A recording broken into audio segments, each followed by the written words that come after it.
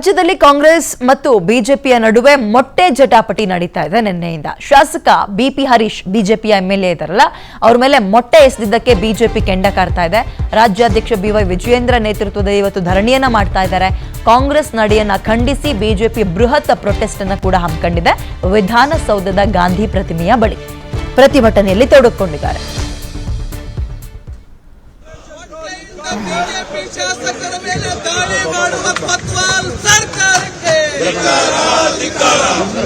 ದೇಶದ್ರೋಹಿ ಕಾಂಗ್ರೆಸ್ ಸರ್ಕಾರಕ್ಕೆ ದೇಶದ್ರೋಹಿ ಕಾಂಗ್ರೆಸ್ ಸರ್ಕಾರಕ್ಕೆ ದೇಶದ್ರೋಹಿ ರಾಹುಲ್ ಗಾಂಧಿಗೆ ವಿದ್ಯಾರ್ಥಿಗಳನ್ನ ದುರ್ಬಳಕೆ ಮಾಡ್ತಾ ಇರ್ತಕ್ಕಂಥ ರಾಹುಲ್ ಗಾಂಧಿಗೆ ವಿದ್ಯಾರ್ಥಿಗಳಿಗೆ ಅನ್ಯಾಯ ಮಾಡ್ತಾ ಇರುವ ಕಾಂಗ್ರೆಸ್ ಸರ್ಕಾರಕ್ಕೆ ಪಾರ್ಲಿಮೆಂಟ್ ಅಲ್ಲಿ ಚರ್ಚೆ ಮಾಡಿದ ಕಾಂಗ್ರೆಸ್ ಪಾರ್ಟಿಗೆ ವಿದ್ಯಾರ್ಥಿಗಳನ್ನ ದಾರಿ ತಪ್ಪಿಸ್ತಾ ಇರ್ತಕ್ಕಂಥ ದಾರಿ ತಪ್ಪಿದ ನಾಯಕ ರಾಹುಲ್ ಗಾಂಧಿಗೆ ವಿದ್ಯಾರ್ಥಿಗಳ ದಾರಿ ತಪ್ಪಿಸ್ತಾ ಇರ್ತಕ್ಕಂಥ ದಾರಿ ತಪ್ಪಿದ ನಾಯಕ ರಾಹುಲ್ ಗಾಂಧಿಗೆ. ರಾಷ್ಟ್ರ ರಾಜಧಾನಿ ಡೆಲ್ಲಿಯಲ್ಲಿ ಜಂತರ್ ಮಂತರ್ನಿಂದ ಸಂಸತ್ ಚಲೋ ಅಂತ ಸಿಜೆಪಿ ಸೇರಿದಂತೆ ದೇಶದ ಮೂಲೆ ಮೂಲೆಯಿಂದ ವಿದ್ಯಾರ್ಥಿಗಳು ಪ್ರೊಟೆಸ್ಟ್ಗೆ ಅಂತ ಹೋದ್ರು. 3ನೇ ದಿನ ಕಾಲಿಟ್ಟಿದೆ. ಅದು ರಾಷ್ಟ್ರ ರಾಜಧಾನಿಯಲ್ಲಿ ನಡೀತಾ ಇದ್ದಂತಹ ಪ್ರತಿಭಟನೆ ರಾಜ್ಯದ ಮೂಲೆ ಮೂಲೆಗೂ ಕೂಡ ಹಬ್ಕೊಳ್ಳುತ್ತೆ. ಹಾಗೆ ಕರ್ನಾಟಕದಲ್ಲೂ ಶುರು ಮಾಡಿದ್ರು. ಕಾಂಗ್ರೆಸ್ನವ್ರು ಏನ್ ಮಾಡ್ಬಿಟ್ರು, ಬಿಜೆಪಿ ಆಫೀಸ್ಗೆ ಮುತ್ತಿಗೆ ಹಾಕೋಕ್ ಪ್ರಯತ್ನ ಪಟ್ರು. ನಮ್ಮ ಆಫೀಸಿಗೆ ಮುತ್ತಿಗೆ ಹಾಕ್ತೀರಾ, ತಡೀರಿ ನಾವು ಬರ್ತೀವಿ ಅನ್ಕೊಂಡು ಬಿಜೆಪಿಯವರು ಶುರು ಮಾಡ್ಕೊಂಡ್ಬಿಟ್ರು. ಪರಿಣಾಮ ಅಲ್ಲಿ ಯಾರು ಕಿತಾಪತಿ ಮಾಡುವಂತವ್ರು ಏನ್ ಮಾಡಿದ್ರು, ಮೊಟ್ಟೆ ತಗೊಂಡು ಬಿಜೆಪಿ ಎಂಎಲ್ಎ ಬಿಪಿ ಹರೀಶ್ ತಲೆ ಮೇಲೆ ಹೊಡೆದ್ರು. ಮುಜುಗರ ಅಲ್ವೇನ್ರಿ? ಲಕ್ಷಾಂತರ ಜನ ವೋಟ್ ಮಾಡಿ ಗೆಲ್ಸಿರುವಂತಹ ಒಬ್ಬ ಜನಪ್ರತಿನಿಧಿ. ಈಗ ಬಿಜೆಪಿ ಅವ್ರು ಹೇಳ್ತಾರೆ ಇದು ಕಾಂಗ್ರೆಸ್ನ ಕುತಂತ್ರ ಅಂತ. ಕಾಂಗ್ರೆಸ್ನವ್ರು ಹೇಳ್ತಾರೆ ಇವ್ರ ಕಿತಾಪತಿ ಇವ್ರೇ ಹಂಗ್ ಮಾಡ್ಕೊಳ್ತಾರ್ರಿ, ನಾವ್ ಅಂತ ಸಂಸ್ಕಾರವನ್ನು ಯಾರಿಗೂ ಕಲ್ಸಿಲ್ಲ, ನಮ್ಮಲ್ಲಿ ಅಂತ ಕಾರ್ಯಕರ್ತರೇ ಇಲ್ಲ ಅಂತ.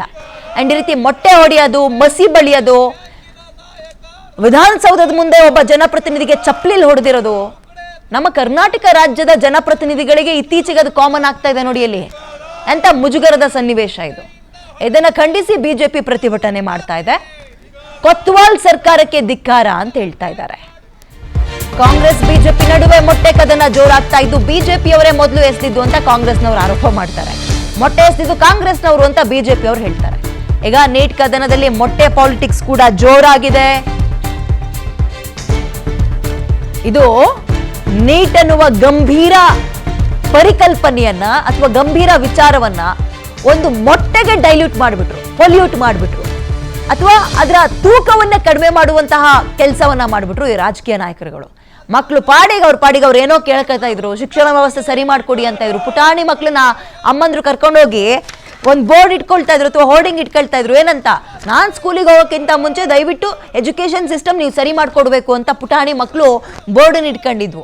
ಇನ್ನು ದೊಡ್ಡವ್ರು ಏನ್ ಮಾಡ್ಬಿಟ್ರು, ನೀಟ್ ಎಕ್ಸಾಮ್ ಬರೆಯುವಂಥವ್ರು ಅಥವಾ ಬರಿಬೇಕು ಅಂತ ಅನ್ಕೊಂಡಿರೋರು, ಬರ್ದಿರೋರು, ಅನ್ಯಾಯ ಆದವರು, ದಯವಿಟ್ಟು ಶಿಕ್ಷಣ ವ್ಯವಸ್ಥೆ ಸರಿ ಮಾಡ್ಕೊಡಿ, ಆ ಸಚಿವರ ರಾಜೀನಾಮೆ ತಗೊಳ್ಳಿ, ಹಿಂಗ ಅವ್ರ ಪಾಡಿಗವರು ಪಾಪ ಪ್ರತಿಭಟನೆ ಮಾಡ್ತಾ ಇದ್ವು.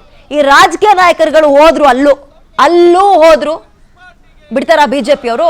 ಇದು ಕಾಂಗ್ರೆಸ್ ಪ್ರೇರಿತ ಹೋರಾಟ, ಇದು ಪಾಕಿಸ್ತಾನ ಪ್ರೇರಿತ ಹೋರಾಟ, ಖಲಿಸ್ತಾನಿ ಪ್ರೇರಿತ ಹೋರಾಟ, ನಕ್ಸಲರವರು, ನಕ್ಸಲೈಟ್ಗಳು, ಟೆರರಿಸ್ಟ್ಗಳು ಅಂತೆಲ್ಲ ಶುರು ಮಾಡ್ಕೊಬಿಟ್ರು. ಅದು ಡೆಲ್ಲಿಗೆ ಮಾತ್ರ ಸೀಮಿತ ಆಗ್ಲಿಲ್ಲ. ಇಲ್ಲಿ ಬಂದು ಅಲ್ಲಿ ಫ್ರೀಡಂ ಪಾರ್ಕ್ ಅಂತಿದೆ ಪ್ರೊಟೆಸ್ಟ್ ಮಾಡಕ್ಕೆ, ಆ ಜಾಗ ಬಿಟ್ಟಿರದೆ ಅದಕ್ಕೆ ಹೋರಾಟ ಮಾಡ್ಕೊಳ್ಳಿ, ಅಲ್ಲೇನಾದ್ರೂ ಇದ್ರೆ ಪ್ರತಿಭಟನೆ ಮಾಡ್ಕೊಳ್ಳಿ ಅಂತ ಹೋದ್ರು. ಬಿಜೆಪಿ ಆಫೀಸ್ ಮೇಲೆ ಪ್ರೊಟೆಸ್ಟ್ ಮುತ್ತಿಗೆ ಹಾಕ್ತಿವಿ ಅಂತ.